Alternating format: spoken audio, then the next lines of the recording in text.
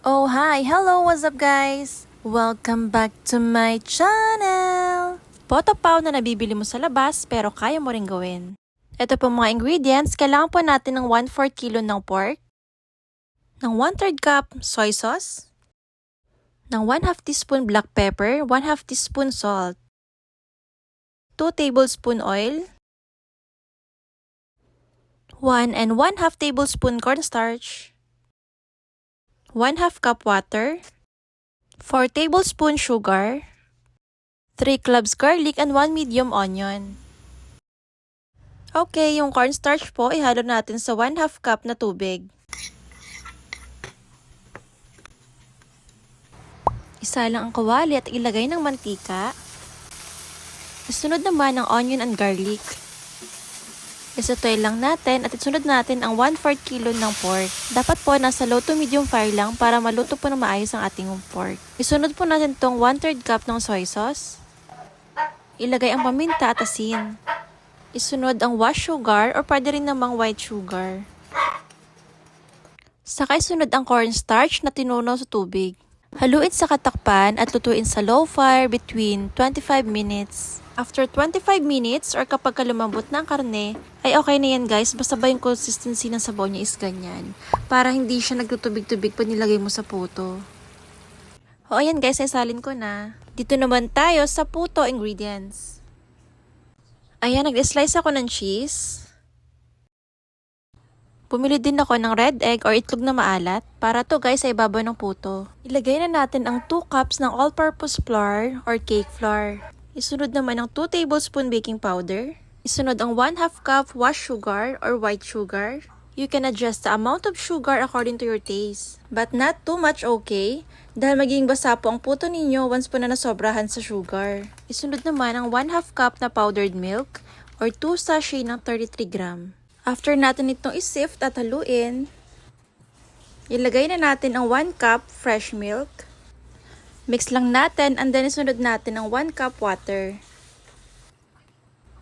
Mix lang natin and then after nyan, isunod na natin ang 2 tablespoon na canola oil. Panghuli ko nilalagay ang oil dahil mas nalalesin ito ang bubbles nung hinalo natin to kanina. Pero sasalain pa rin natin to para ma-make sure na wala tong bubbles o bubuo. Nga pala guys, pagkasala ko, dinagdagan ko ng water, hindi ko lang nakuna ng video. Nakakauli hinalo pagkalagay ng water. Dapat po ang consistency na ma-achieve ninyo is ganito para pong tinunaw na ice cream. Iba-iba po kasi ang absorption at ability ng flour. Kasi different flour absorbs different amount of water and liquid. And that's why you have to adjust accordingly. Ayan, lagyan po natin ng vanilla. Pwede rin naman pong wala. Halu-haluin lang uli natin. Ayan, pwede na po natin ilagay sa photo molder.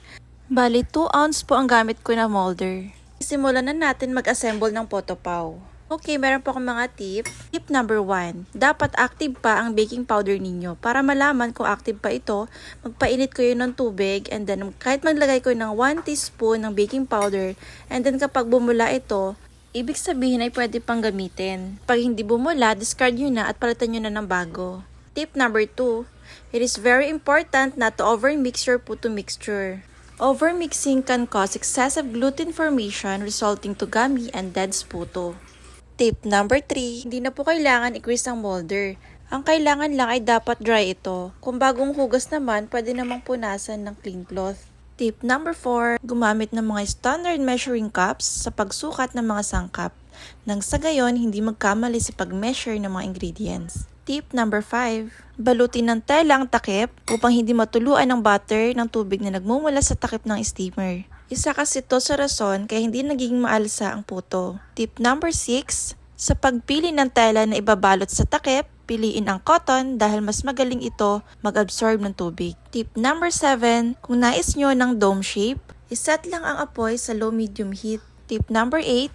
Kung gusto nyo ng medyo putok or buka ang ibabaw, high amount of heat naman ang inyong gagamitin. Tip number 9. Bago isala ang photo molder sa kaldero, siguraduhin kumukulo na ang tubig. Tip number 10.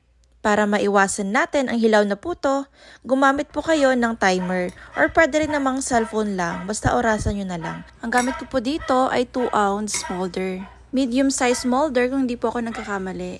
Bale 10 minutes na pag-steam po dito. Tip number 11, huwag po tayong bukas ng takip habang nag-i-steam hanggat wala pa sa tamang oras. Dahil nagiging dahilan po ito ng pagbagsak o hindi magandang pag-alsa ng puto. Tip number 12, huwag po kayong magpapahid ng butter guys or oil sa molder dahil makakapekto ito sa pag-alsa ng puto. Siguraduhin tuyo or pinunasan muna ang molder. Tip number 13, pinakahuling ilagay ang oil sa butter mixture na ginawa dahil nakakatulong din ito para ma-lessen ang bubbles. Paalala, wag po nating i-overmix. Pala guys, kung isa ka po sa new viewer, don't forget to like, subscribe, and hit the bell button para notify ka lagi sa mga next na upload ko. Thank you for watching and I hope to see you on my next video. Bye!